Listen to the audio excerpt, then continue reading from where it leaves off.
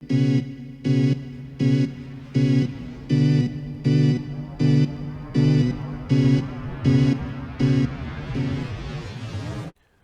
привет, это Иван Жданов. Сегодня 20 апреля и 56 дней назад Россия вторглась в Украину.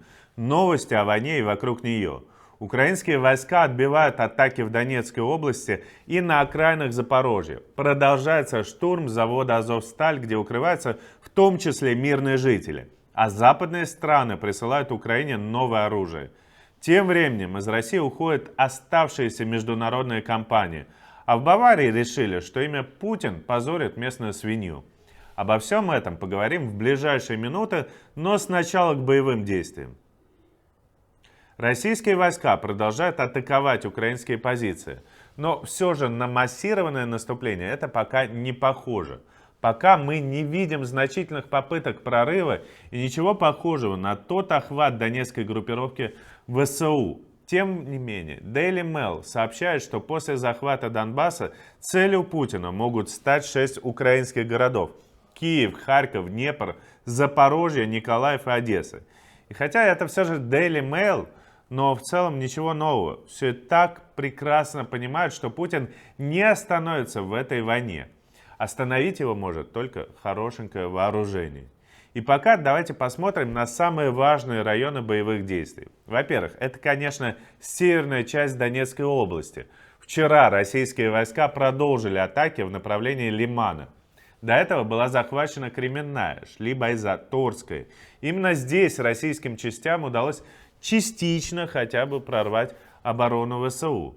Западнее путинские войска атаковали от Изюма в направлении Сулиговки, но также были остановлены. Ночью снова были отбиты атаки Рубежного и Попасной. В целом, эта часть фронта испытывает мощное давление, но украинцам удается удерживать позиции. Это отличная новость.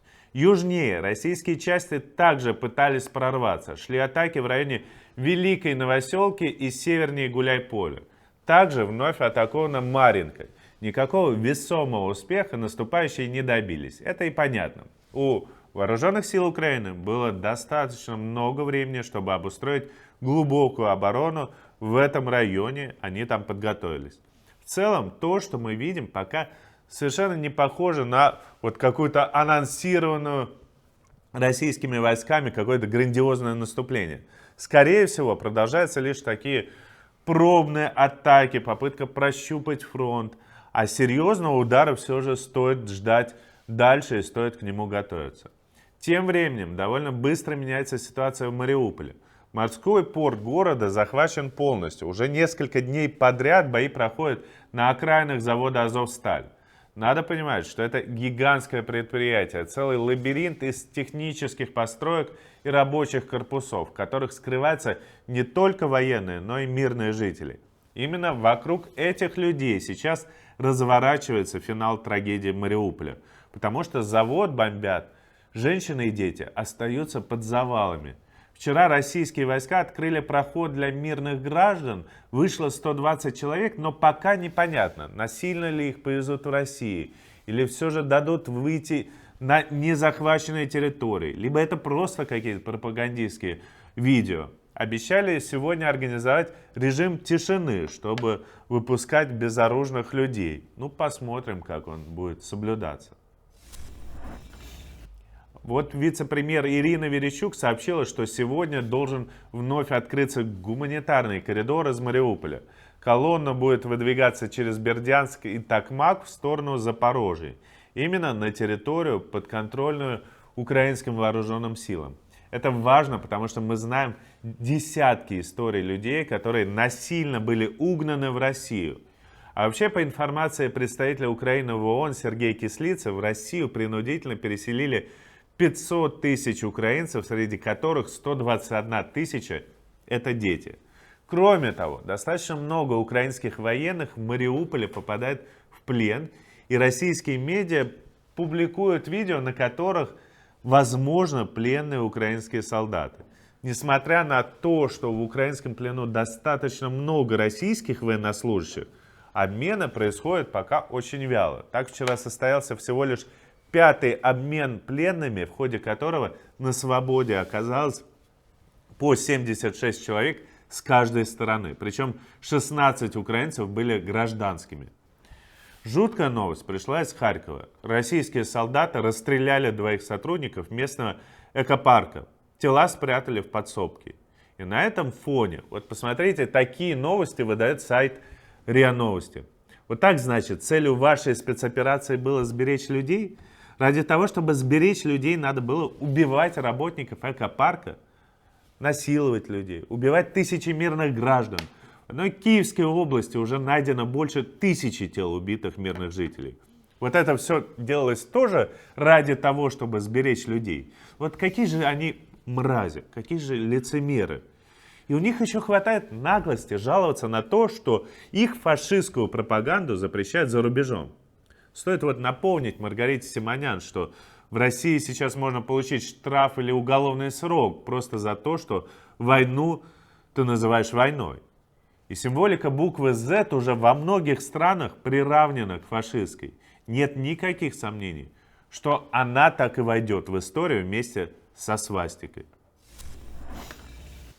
Запреты и санкции для путинского режима важны, но Украине сейчас сильнее поможет прямая военная помощь. И она продолжается.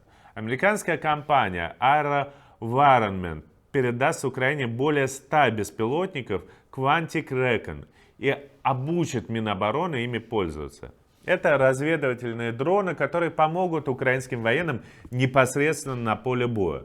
А производитель — та самая компания, которая делает беспилотники Камикадзе Switchblade. Про их поставки в Украину я уже рассказывал в прошлых выпусках. С таинственным заявлением выступил пресс-секретарь Пентагона Джон Кирби. Он заявил, что Украине были поставлены дополнительные платформы и детали для увеличения парка самолетов. То есть завуалированно намекнул, что самолеты все-таки поставлялись. Однако Украина это не подтверждает. Напомню, что ранее свои истребители МиГ-29 предлагали отправить в Украину Польша и Словакия.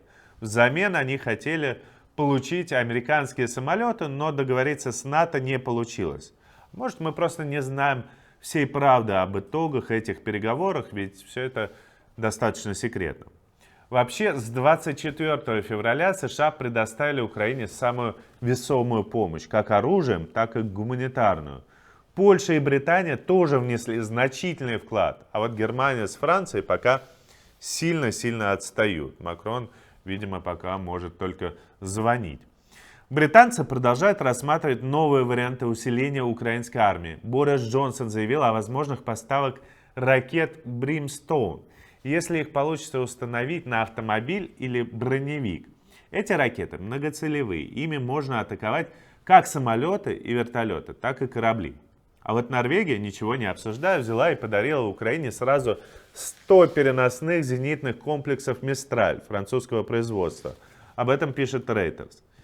И пока весь мир пытается помочь Украине, с Россией все разрывают отношения. Вот из свежего. Тошиба заявила, что останавливает инвестиции и прием новых заказов. General Motors прекратит вообще все контакты, останавливают даже поставки запчастей для автомобилей. Тех же Chevrolet, например. А все сотрудники в России будут уволены. Всеанглийский клуб тенниса заявил, что не допустит на турнир Уимблдон теннисистов из России и Беларуси. Это вот первый случай недопуска российских теннисистов. Но, конечно, самая страшная новость пришла из Баварии. Там в буквальном смысле переименовали Путина. В местном зоопарке живет породистый кабан, который имеет российские корни. Поэтому его назвали Путин. А теперь в Баварии решили, что свинья ни в чем не виновата и не должна носить такое отвратительное имя.